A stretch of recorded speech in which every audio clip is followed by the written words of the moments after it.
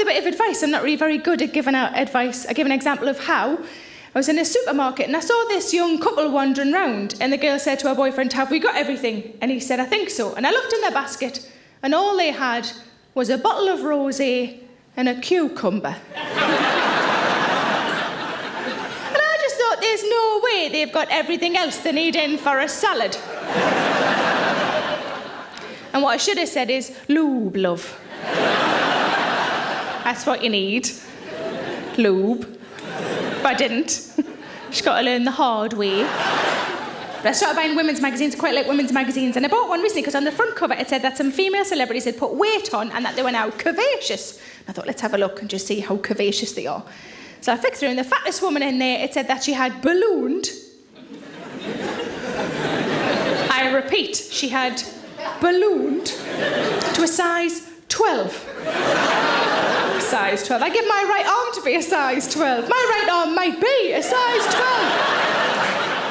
But I think I'd quite like an animal at home. I think that would make the place feel a little bit more sort of cosy. Give us a cheer if you've got a pet at home. There's loads of you. See, I'd quite like a cat. If I could have any animal, I'd probably have a cat. But I can't have a cat because my boyfriend's allergic to cats, so I can't have one. Well, precisely, Flower. We'll split up and that'll sort it out. Most people don't have something to look forward to at the end of a relationship. I can't wait till he starts fucking other women. I'm off to the pet shop, won't you? But if I did get an animal, I'd have to be careful, because whenever I had animals as a child, I always loved them a little bit too much. There's a name for people like me. It's a hamster squeezer.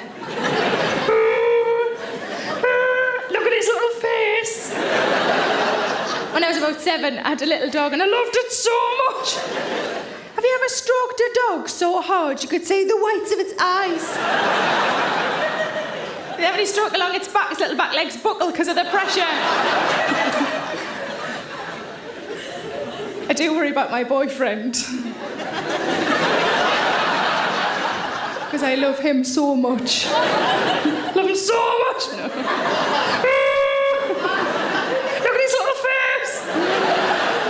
Spunk's supposed to be red. No. That's a great reaction. The women are laughing and the blokes are going, "Don't do that, that's not fucking funny." Now is probably quite a good time to tell you that I'm a lot ruder than I am on the telly. So brace yourselves. I like going shopping, but I don't find shopping very relaxing. What normally happens is I go in a shop that I like, I try on some clothes that I like. Most of them won't fit, and I walk out shouting something along the lines of, "Oh, someone 18 in here? Well, fuck off." And then I have to go and buy a handbag to calm down, because you're never too fat for a handbag. Although these days they've got those ones that have just got the short straps and they just go right under your arm, and I think it's just a matter of time before I have to get buttered out of a handbag.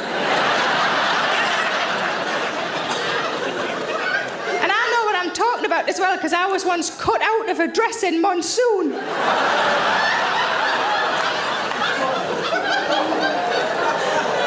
That wasn't my favourite day. The lady said, "I'll just go and get the scissors." "Why are you crying?" "Because I'm going to have to wear this dress for the rest of my natural life and I don't even know if I fucking like it. But I have developed, people call it a muffin top if it hangs over your jeans, don't they? A muffin top. I don't really like that name, so I've started calling mine my cake shelf.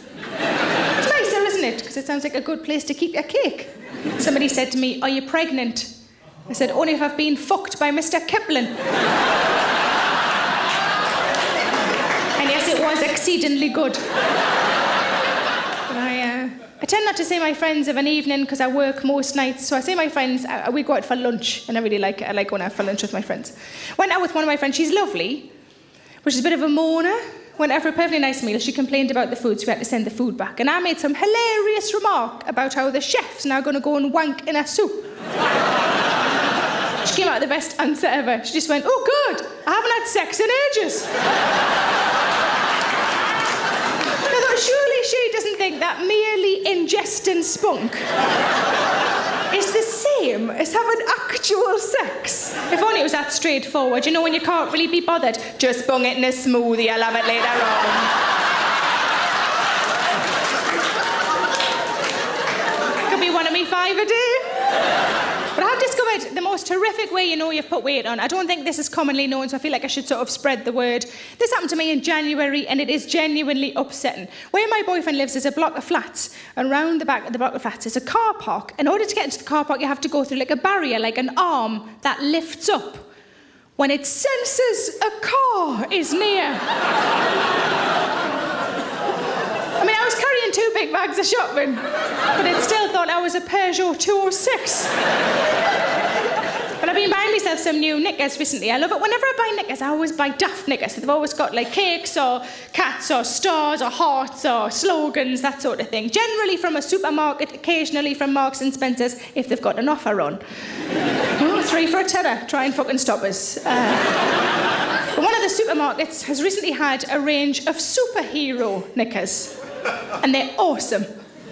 And I've got enough pairs now that I can be invincible for 5 days in a row. And I rang my sister because I thought she'll want to know about these. And she said, well, what sort of thing have they got on? And I said, I've got some with Wonder Woman on and some with She-Ra on. And there was a little pause and she went, the footballer.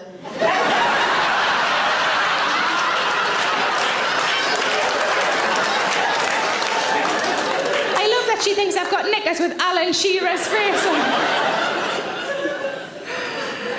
But I love a slogan on a knicker. I love a slogan on a knicker.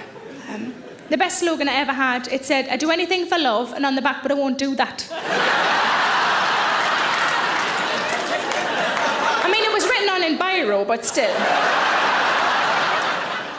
But in this job, I tend to travel mostly around the UK. I'm from a place called South Shields originally. Have we got any North Easterners in? Yay! Excellent. The loud women. Hello. No, welcome. Thank you very much for coming.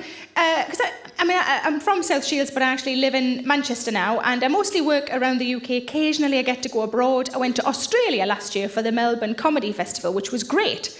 It was great until it came time to coming home, when because of the fucking volcano, got stranded for an extra week. And you find you don't get any sympathy of your friends if you tell them you are stranded for an extra week. My friend said, you are stranded for an extra week in Australia. Well, boo fucking who? I said, yes, but listen to the word that you're using. It's stranded. It's not a good word, is it? You could be stranded on the end of Brad Pitt's cock and you'd want to go home eventually.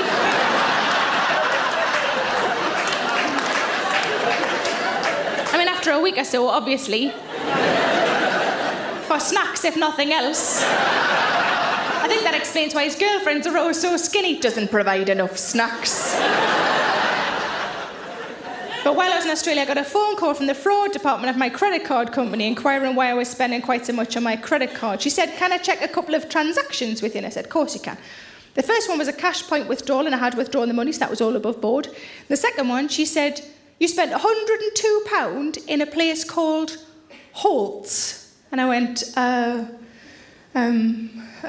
yeah, that's right. It's a chocolate shop. And she went, £102? And I went, yeah, it was for presents. For me. Because it was nowhere near Brad Pitt's cock. But a friend of mine... actually, no, I'm not going to call him that. It's not appropriate. I'm going to call him a male acquaintance. Let's do that. A male acquaintance of mine with whom I have never had a dalliance said to me, you know what? If you lost a couple of stone... I said, the rest of this better be a fucking equation.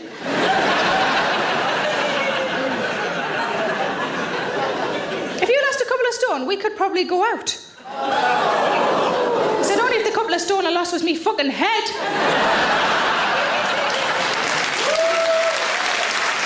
My nickname is the cake pigeon. Because whenever I walk past a cake shop, whenever I press myself up against a cake shop, I go, ooh.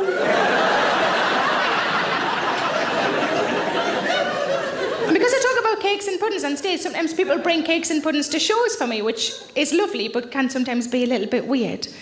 So a lady came up to me a few months ago. At the end of the show, she handed me a small round fruit cake, and she said, "This is for you." And I said, "That's lovely, thank you very much. What a nice thing to do." And she said, "I'm sorry, it's just that. But it's all we had in." I said, "Have you been looking through your cupboards? It's not the fucking Harvest Festival, pet. You bought a ticket, you can just come to the show." Which really pissed off the woman behind her who was standing with a tin of fucking peaches.